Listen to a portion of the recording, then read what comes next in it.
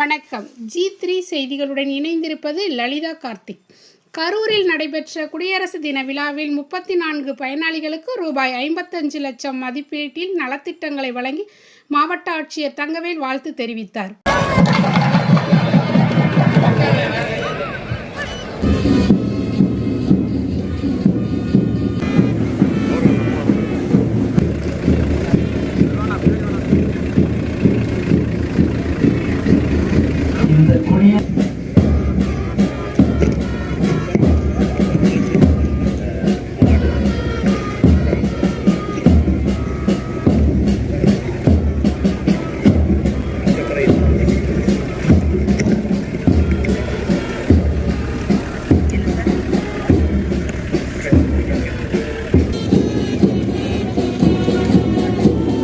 நமது மாவட்ட ஆட்சியர்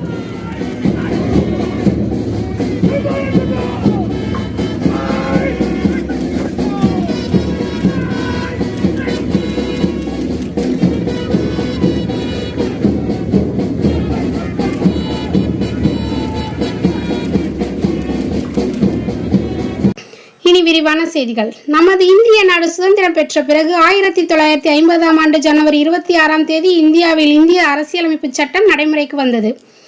இந்தியா ஒரு இறையாண்மை கொண்ட ஜனநாயக குடியரசு நாடாக மலர்ந்ததை நினைவு கூறும் வகையில் ஒவ்வொரு ஆண்டும் ஜனவரி 26இல் குடியரசு தினம் கொண்டாடப்படுகிறது.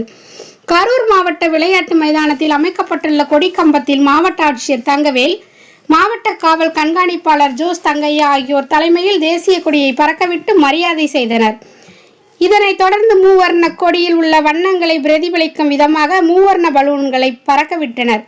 இதனைத் தொடர்ந்து காவல்துறை மற்றும் ஊர்காவல் படைத்துறையினர் நடத்திய அணிவகுப்பை வாகனத்தில் சென்று பார்வையிட்டு ஏற்றுக்கொண்டனர். தொடர்ந்து தமிழக அரசின் பல்வேறு துறைகளின் கீழ் 34 பயனாளிகளுக்கு ரூபாய் 55 லட்சம் மதிப்பீட்டில் நலத்திட்டங்களை வழங்கி மாவட்ட ஆட்சியர் தங்கவேல் வாழ்த்து தெரிவித்தார்.